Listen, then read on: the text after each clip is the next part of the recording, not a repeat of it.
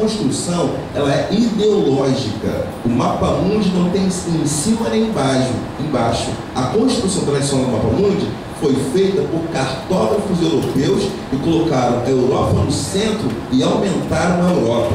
Então, se eu coloco isso na sala de aula como sendo mapa mundi, isso é um problema, porque a criança vai ver que a geografia do mundo ela tem um centro na Europa.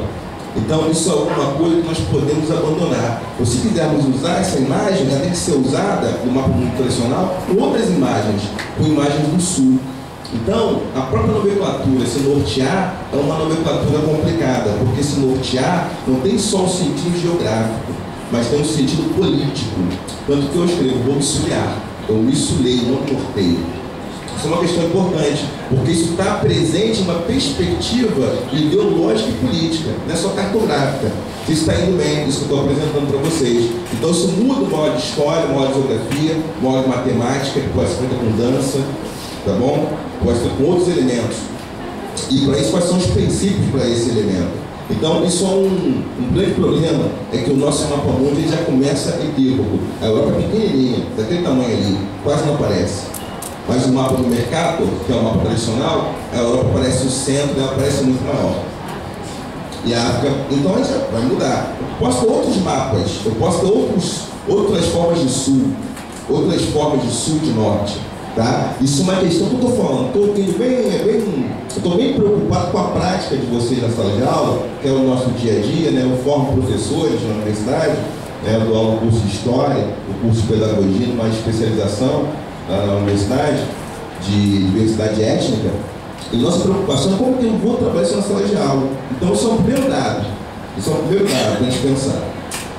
Pode voltar um pouquinho? Esses são princípios afrocentristas. A afrocentricidade, ela quer localizar, ela quer criar uma narrativa. Os saberes são narrativas, elas partem de um lugar. O que a afrocentricidade propõe? Que nós possamos partir de um lugar dos povos africanos e afrodiaspóricos, já que até agora os únicos lugares foram lugares europeus, lugares ocidentais, como são os lugares que produzem conhecimento, os únicos lugares produtores de conhecimento.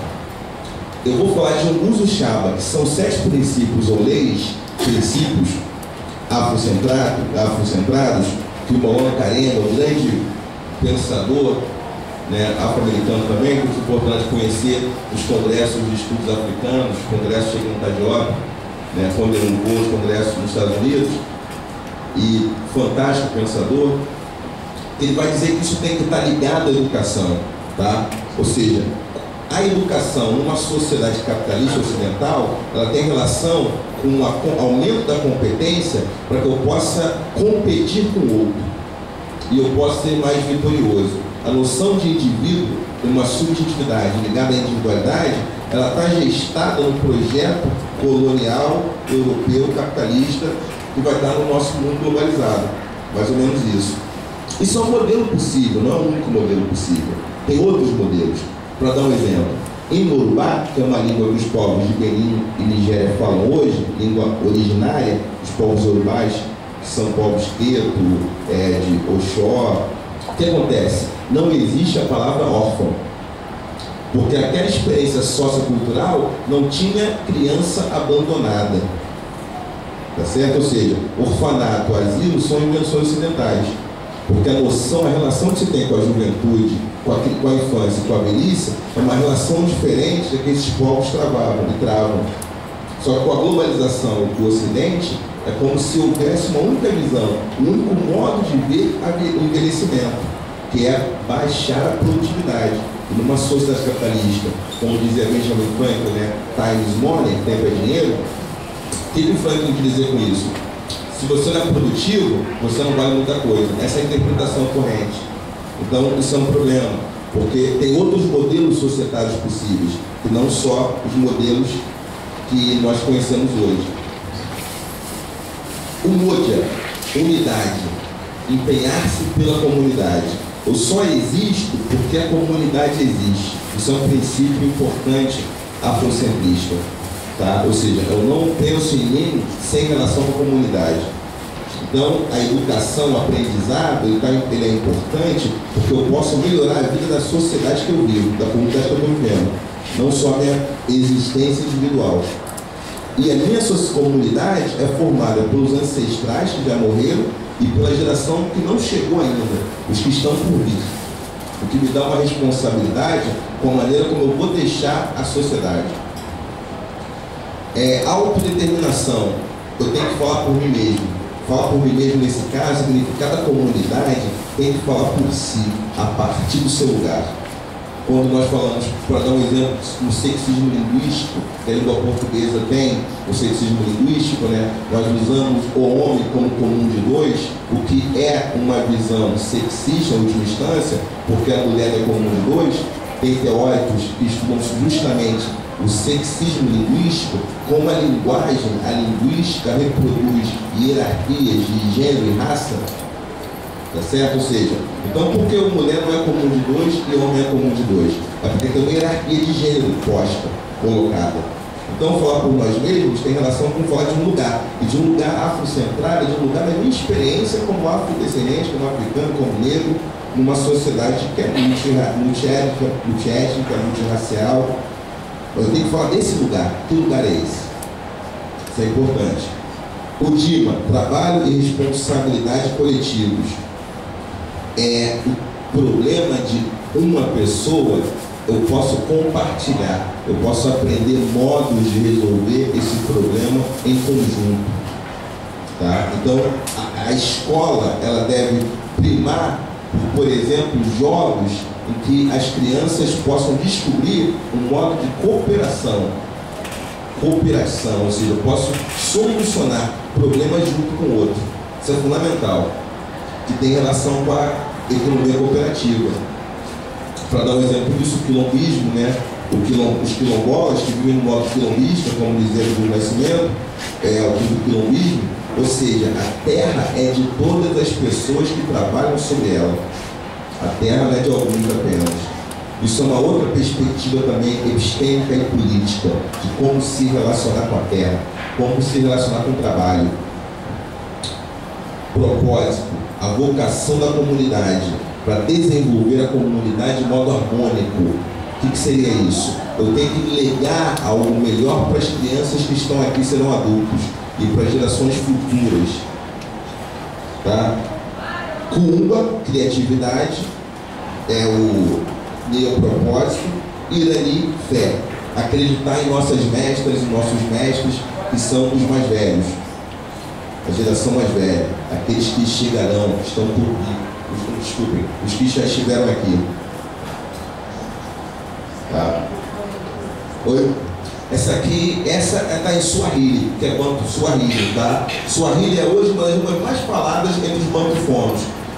O Brasil é um território formado prioritariamente eu sou descendente de banto, eu sou pingundo, né? De ascendência, por exemplo. E no Brasil quase todo mundo uma grande parte é bantofono. É uma coisa que falta, por exemplo, na nossa escola, esse mapa. São coisa que está produzindo na universidade, esse mapa. Porque um filho de italiano, ele pega o sobrenome e chega ali, olha, não, mas eu sou fulano de tal. E as crianças negras, eu sou o quê? Eu sou Yorubá, sou Pingundo, sou Benguela, sou Bacongo. E aí, essa é uma coisa importante, a gente está trabalhando. Quem quiser trabalhar conosco lá na Universidade Rural, está convidado, tem muito trabalho, se quiser pode vir, tá? Nós fazemos isso lá, como estou tentando. Pode passar um pouquinho? O mapa, pode subir isso, pode subir um pouco. Eu vou finalizar falando algumas coisas gerais do fundamento. Eu tenho um artigo que fala sobre isso, vocês podem ir na internet, chamado Afrocentricidade e Educação. O artigo está na revista África e Africanidades. Vocês digitam lá e encontram, só pelo Google vocês encontram esse artigo. Então, vou dar uns exemplos gerais para vocês. Na área de linguagens, códigos, suas tecnologias. Uma coisa que pode ser feita é o seguinte, é pensar os usos das palavras. Como é que os usos das palavras têm conotações políticas. E pensar isso. E, por exemplo, dar importância para a oralitura, não só colocar uma hierarquia entre o registro escrito e o registro oral. Durante muito tempo foi dito que os povos africanos, os povos indígenas, não tinham história porque não registravam.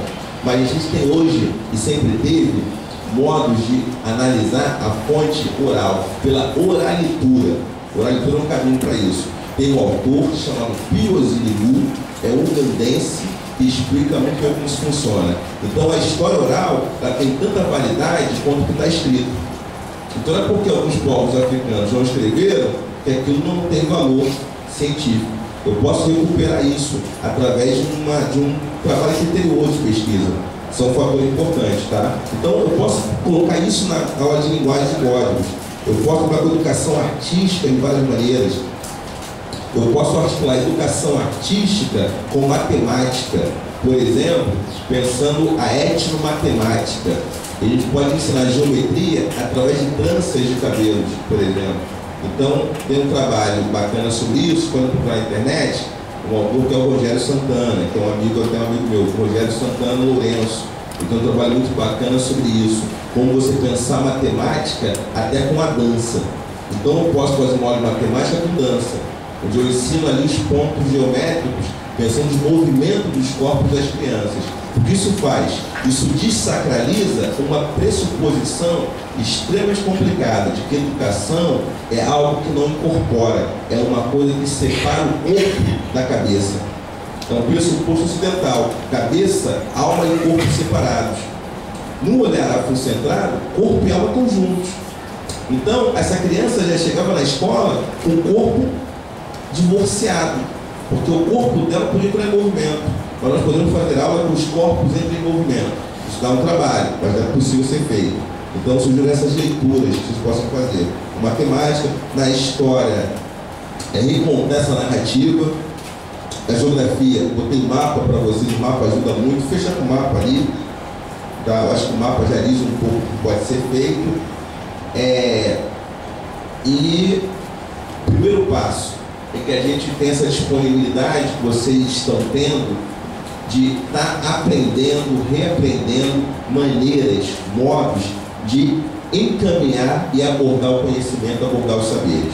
Eu só tenho a agradecer a participação de todas e todos que estão aqui e espero que nós possamos aumentar a nossa rede, aumentar o nosso contato e mostrar que o mundo tem outras configurações e que as crianças possam ver que a realidade é muito maior do que nós pensamos, porque é o que nós fazemos dela.